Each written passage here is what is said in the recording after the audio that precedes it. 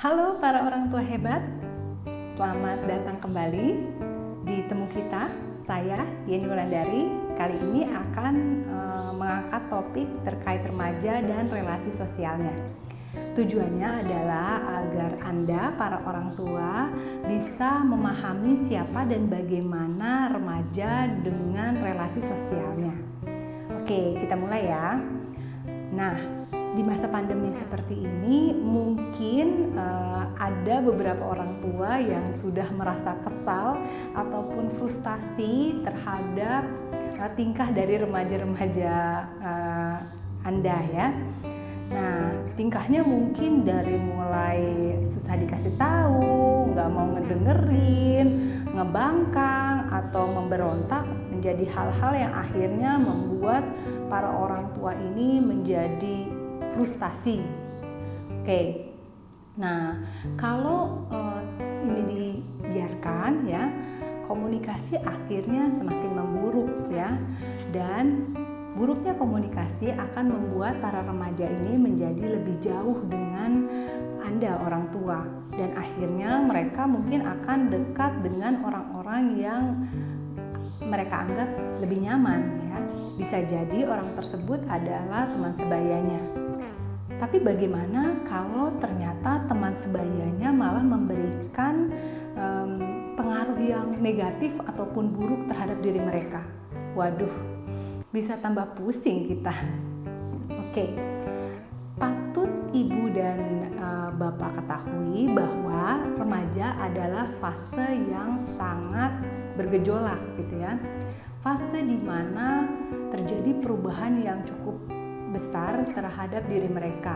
Perubahan itu bisa dari psikis, bisa dari fisik ataupun hormonal. Nah, hal ini menimbulkan kebingungan bagi diri mereka sendiri.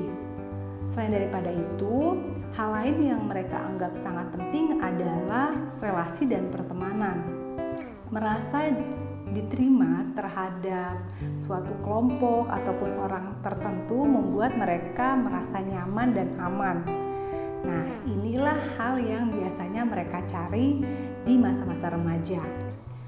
Oke, tetapi seringkali kesibukan kita sebagai orang tua melupakan kebutuhan mereka untuk didengar, diperhatikan, atau dianggap.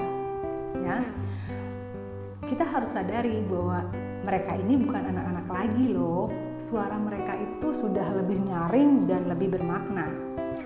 Jadi jika kita memberikan hanya bentuk aturan-aturan yang mengekang tanpa akhirnya mendengarkan dari sisi mereka, itu akan membungkam diri mereka dan membuat mereka semakin menjauh. Jadi cara yang paling efektif adalah dengan merangkul para remaja ini. Oke, saya akan mencoba memberikan tipsnya ya. Para orang tua harus sadari bahwa kita harus bisa membangun suatu obrolan yang hangat dengan para remaja ini. Mungkin ada di antara orang tua yang bilang, saya selama ini sudah ngobrol sama anak saya, kurang hangat apa? Coba kita cek ya, bentuk obrolannya seperti apa sih? Jangan-jangan salah. Kalau kita ingat-ingat, pernah nggak misalnya di rumah baru pulang nih si kakak, ternyata yang kita tanyakan terlebih dahulu adalah bentuk-bentuk checklist pertanyaan untuk mengetahui aktivitas mereka. Misalnya, Kak, udah makan belum? Kak, ada PR?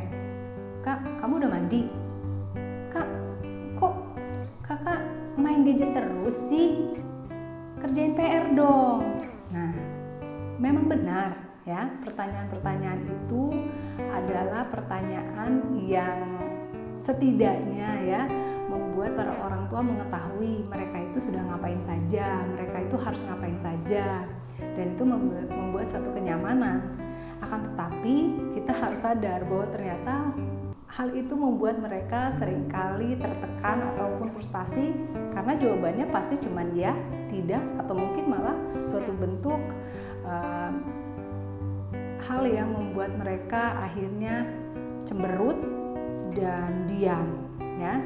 Nah, sekarang kita coba pendekatan yang lebih manusiawi. kita buka obrolan dengan pertanyaan yang mungkin bisa direspon dengan lebih bermakna dengan anak-anak ini. Coba deh dengan pertanyaan yang lebih terbuka. Misalnya, Kak, bagaimana sekolahnya? Ada hal yang dipelajari apa saja sih di sana? Bisa sharing dengan Bunda nggak? Nah, seperti itu. Atau kita tanyakan tentang pertemanan mereka. Kak, teman-teman kamu siapa aja sih? Udah agak lupa. Misalnya dia sudah mulai bercerita nih, oh si A, si B.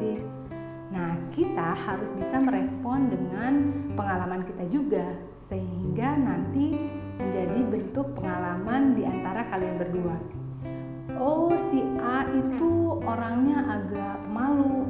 Nah, Bunda juga punya tuh teman yang pemalu, orangnya kayak gini kan. Wah, harusnya orang seperti itu tuh kita dekati seperti ini. Nah, sharing seperti ini akhirnya membuat suatu bentuk komunikasi yang lebih hangat di antara kalian berdua.